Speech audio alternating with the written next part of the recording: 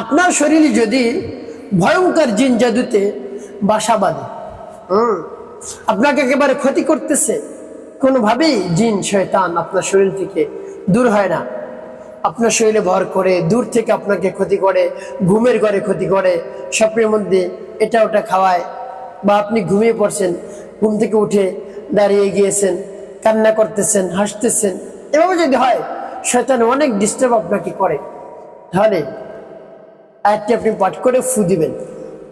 জিন শয়তান একেবারে পুড়ে সারখার হয়ে যাবে, তার শরীরে আগুন ধরে যাবে, সহ্য করতে পারবে না। যদি বিশ্বাস এবং আস্থা নিয়ে আপনি পবিত্র কোরআনুল কারীমের আয়াত পাঠ করতে পারেন না, একবারে শেষ হয়ে যাবে, নিস্তেজ হয়ে যাবে, আপনার ক্ষতি আর করতে পারবে না, আপনার সাথে আর থাকতে পারবে না। যে এই পরিপূর্ণ বিশ্বাস এবং আস্থা নিয়ে আমলটি করতে পারবেন। আর যদি সন্দেহ থাকে তাহলে আপনি আয়াত পাঠ করবেন না, তাহলে আপনার ক্ষতি হতে পারে, যে কাজ হবে কি হবে না। আপনার যদি পবিত্র কোরআনুল কারীমের উপর সন্দেহ থাকে, যে কতই চেষ্টা করলাম কাজ হয় না, এই আয়াতেই কাজ হয়ে যাবে, এরকম সন্দেহ থাকলে আপনার জন্য না করা উত্তম। যদি প্রবল ধারণা থাকে যে না হবেই হবে, রব্বি কারীমের কোরআন সত্য, নবী সত্য, আল্লাহ সত্য, সবকিছু সত্য, তাহলে শয়তানের কোনো শক্তি নাই আমাকে ক্ষতি করার, আমি তাকে জ্বালিয়ে পুড়িয়ে ছারখার করে দিব, তার শরীরে আগুন ধরিয়ে দেব, আপনি পারবেন। বলতে পারেন জিন শয়তান আছে, অবশ্যই আছে। দেখবেন অনেক সময় আপনার ইবাদত করতে মন চায় না, শরীর দুর্বল হয়ে যায়, শয়তানের ওয়াসওয়াসা, তারপরে কুদৃষ্টি আপনার উপর পড়ে, বদনজর পড়ে, আপনার শরীর দুর্বল হয়ে যায়, রোগা হয়ে যান আপনি। এগুলো পরীক্ষিত। শয়তান যে মানুষের ক্ষতি করতে পারে, রব্বি কারীম বলে দিয়েছেন, আযকুর আবদানা আইয়ুব ইয নাদা রাব্বাহু আন্নী মাসসানিয়াশ শাইতানু বিনুসবিন ওয়া আযাব। আল্লাহ রাব্বুল আলামিন পবিত্র কোরআন কারীমের মধ্যে জানিয়েছেন, এই যে আইয়ুব আলাইহিস সালামের যে ক্ষতি হয়েছে শরীরে, এটা শয়তানের খোঁচা, শয়তানের একটি ফু এর কারণে হয়েছে। শয়তানকে আল্লাহ রাব্বুল আলামিন শক্তি দিয়েছে, যখন শয়তান শক্তি চেয়েছে, হে আল্লাহ আমাকে শক্তি দান করুন, আপনার বান্দা আইয়ুবের আমি ক্ষতি করি। এরপরে সেই শয়তান একটা ফু দিত, এক একটা গোটা উঠত। আপনারা হয়তো অনেক কি জানেন আইয়ুব আলাইহিস সালামের ঘটনা, তার এই সারা শরীর ক্ষত বিক্ষত হয়ে গিয়েছিল। আইয়ুব আলাইহিস সালামের ছিল একটা পরীক্ষা, তার কারণে শয়তান বলছিল, হে আল্লাহ আপনার আইয়ুব তো অনেক অর্থ সম্পদ রয়েছে, এই জন্য আপনার ইবাদত করে। তারপরে শয়তান চেয়েছে যে তার সম্পদগুলো ধ্বংস করার শক্তি আমাকে দিন, তা দিলেন, সম্পদ ধ্বংস করলেন। এরপরেও দেখেন ইবাদত গুজার বা আল্লাহ রাব্বুল আলামিনের শুকর আদায় থেকে সে বিন্দু মাত্র পিছপা হয়নি।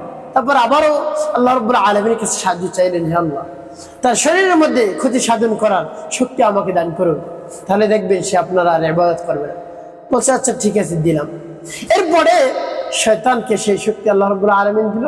শয়তান শরীরের মধ্যে এভাবে রোগ সৃষ্টি করে, এক একটা ফুদে এক একটা গোটা উঠে, সেই স্থানগুলো ক্ষত বিক্ষত হয়ে একেবারে বস্তুগুলো খুশি খুশি পড়ে যেত।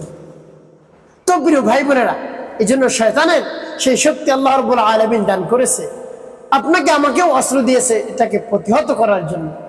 তো প্রিয় ভাই বোনেরা, সর্বশেষ যখন শয়তান আইয়ুব আলাইহিস সালামের কলবের উপর, জবানের উপর ক্ষতি সাধন করার জন্য রব্বি কারীমের কাছে চাইল, হে আল্লাহ তার কলবের উপর, অন্তরের উপর আমি ক্ষতি সাধন করব।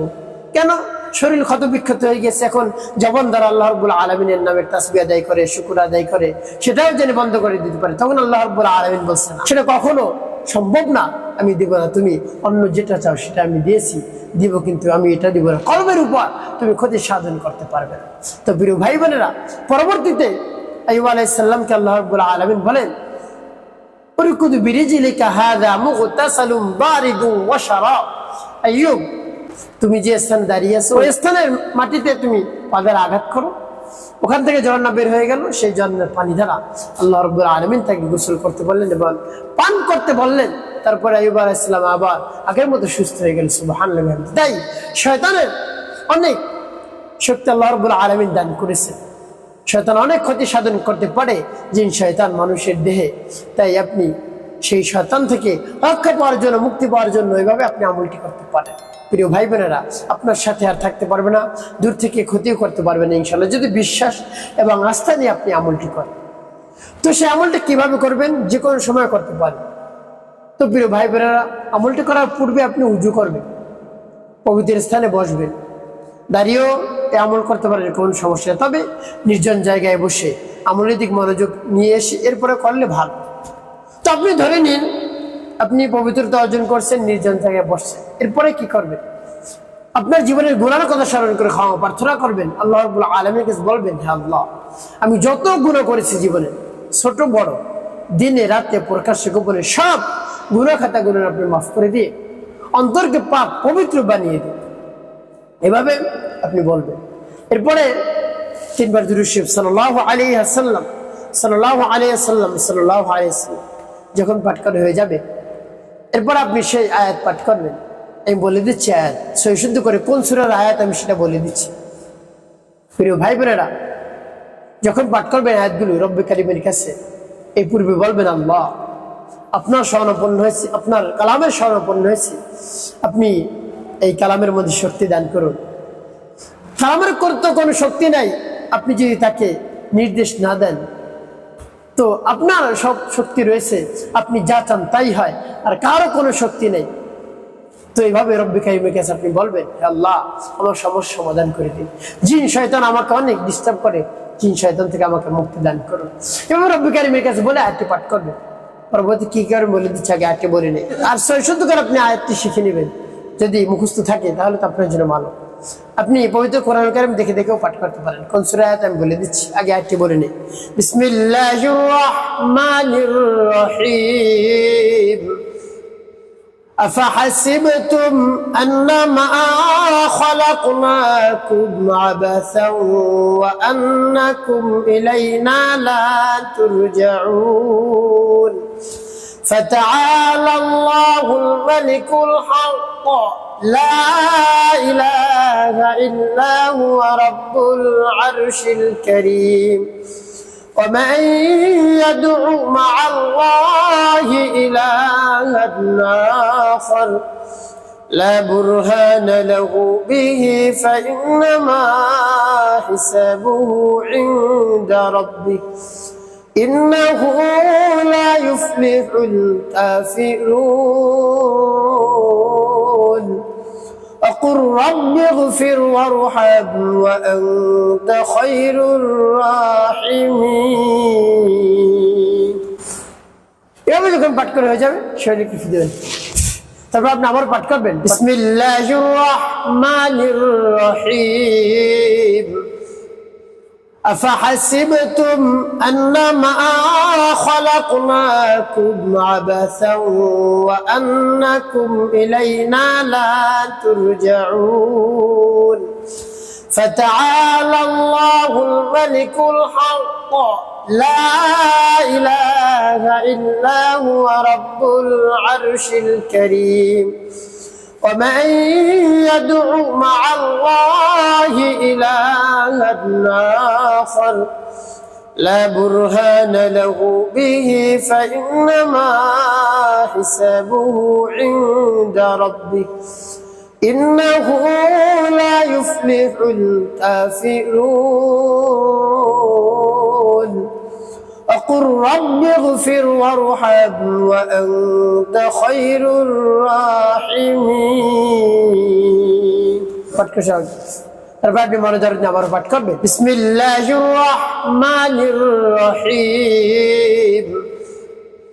أفحسبتم أنما خلقناكم عبثا وأنكم إلينا لا ترجعون فتعالى الله الملك الحق لا إله إلا هو رب العرش الكريم ومن يدع مع الله إلها آخر لا برهان له به فإنما حسابه عند ربه إنه لا يفلح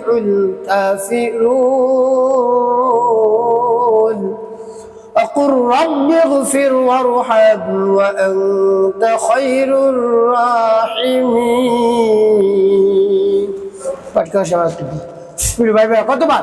7 বার পাঠ করবেন। এরপরে আরেকটি আয়াত আপনাকে পাঠ করতে হবে, সেটা হলো সূরাতুল বুরুজের আয়াত। 30 পারার মধ্যে সূরাতুল বুরুজ রয়েছে, সেই সূরাতুল বুরুজ এর আয়াত আমি বলে দিচ্ছি।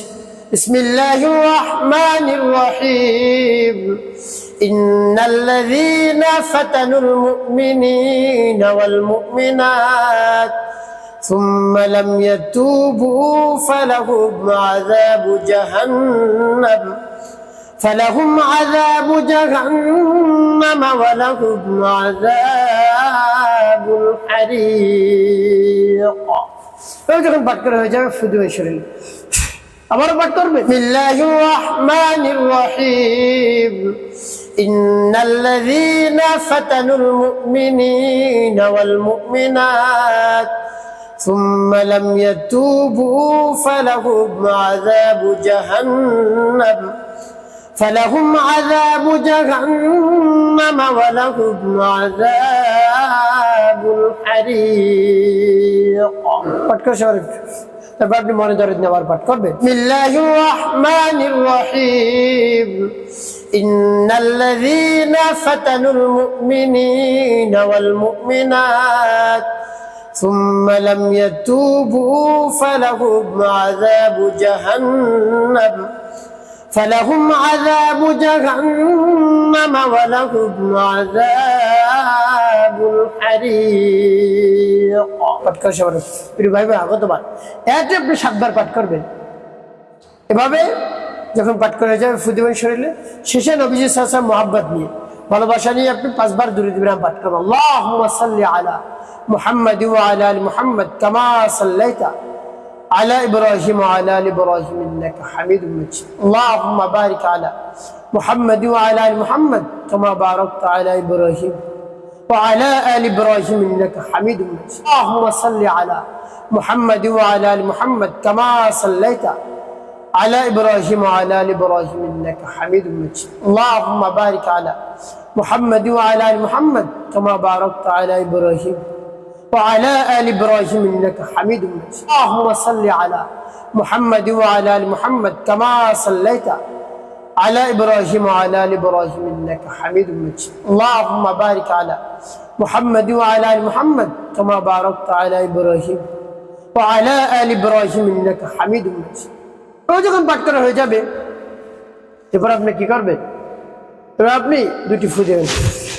ভাই বোনেরা, এভাবে যদি বিশ্বাস এবং আস্থা নিয়ে দৃঢ়তার সাথে পাঠ করতে পারেন আয়াত, ফু দিবেন শরীরে, দেখবেন জিন শয়তান একেবারে জ্বলে পুড়ে ছারখার হয়ে যাবে, শরীরে আগুন ধরে যাবে ইনশাআল্লাহ। প্রিয় ভাই বোন, আপনার কাছে আর আসতে পারবে না, আপনার ক্ষতি করতে পারবে না ইনশাআল্লাহ। একটি কাজ আপনাকে করতে হবে, 5 ওয়াক্ত নামাজ আদায় করতে হবে, মানুষের কল্যাণে খেদমত কাজ করবেন, অবশ্যই আপনার জীবন সুখময় হবে, শান্তিপূর্ণ হবে ইনশাআল্লাহ।